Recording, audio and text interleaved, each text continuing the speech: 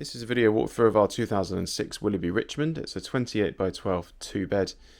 It's got single glazing, it's got some electric heaters, and it's priced at $6,995. Going to give you a look around, show the layout and the conditions. So let's get on. So just to point out, we could fit double glaze into this one for around about £1,500. So that would be an option. If you wanted double glaze windows and door, then we could do that, no problem. We've got a fitted seating area on my right hand side for the living area and on my left hand side as well. I'd say that's been recovered in the last 2 to 3 years, just judging by the fabric. It's certainly not original. We've got new vinyl flooring in the living area that goes through the hallway as well, so that's all matching.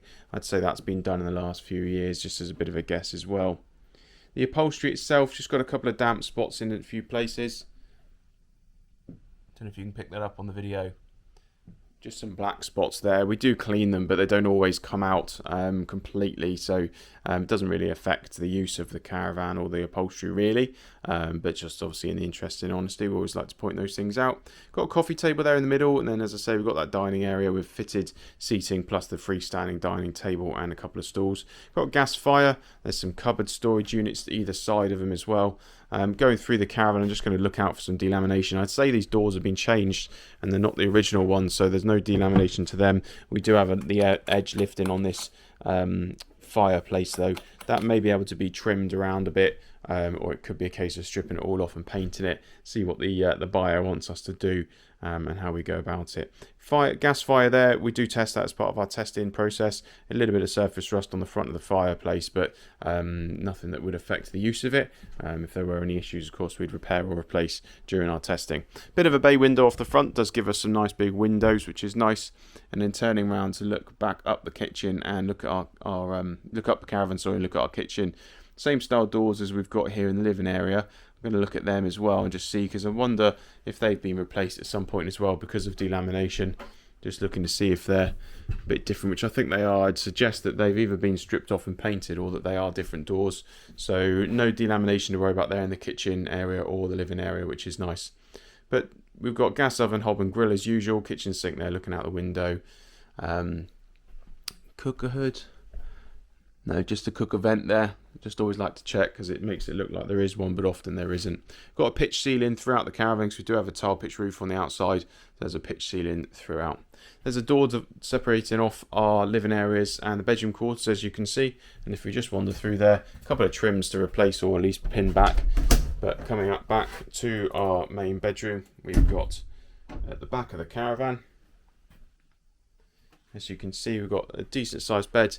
Bedside storage either side, low down as well as up high, plus that shelving unit. And it's a good sized bedroom, actually plenty of space around either side of the bed, as you can see. No issues for getting around the bed. And then we've got a wardrobe unit. Again, those doors look to match the ones in the living area, which I'd suggest have been replaced as well. And there's a little electric plinth heater underneath the wardrobe there as well. So that runs off electric, blows out hot air. We've also got a lift up bed base, as you can see, so that pops up and gives us some really good storage underneath the bed, so that's really handy to have. There's a window which is on the rear of the caravan. Just come in and spin around, give you the angle here. Just to point out, we've got a door there that goes into our bathroom. That's a Jack and Jill bathroom, so there's a door from both the main bedroom to act as an ensuite and also off the hallway, which I'll show you in a minute. Opening up this to show you the wardrobe space, we've got some hanging rail space there, or two really, two shorter ones, or one short and one slightly longer.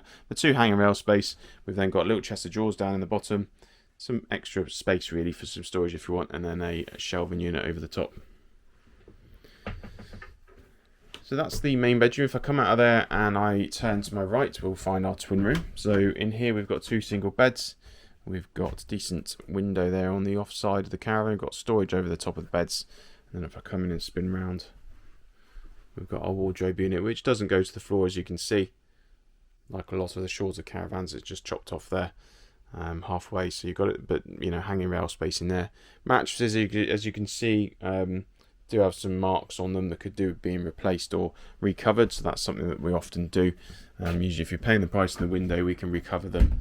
It just means a new fabric being put on them just to tidy them up a bit. The bathroom itself, as you can see, has the vinyl flooring, same as the hallway and the kitchen. We've got panel heater there, a bit of rust on there, needs tidying up. Got toilets and sink and then shower. The shower does have a more narrow entrance in comparison to some, as you can see. It's shoulder width, but sort of a narrow shoulder width, but it does then get bigger because the shower cubicle is kind of almost turned lengthways rather than widthways. So once you're in there, it's a good, decent enough size shower with a shower seat in there as well. It's just that the opening there is smaller than some caravans have. So that is the inside of the Richmond. I will jump outside now and I'll show you the exterior. Outside the Richmond, you can see that bay window that I mentioned around the front of the Caravan.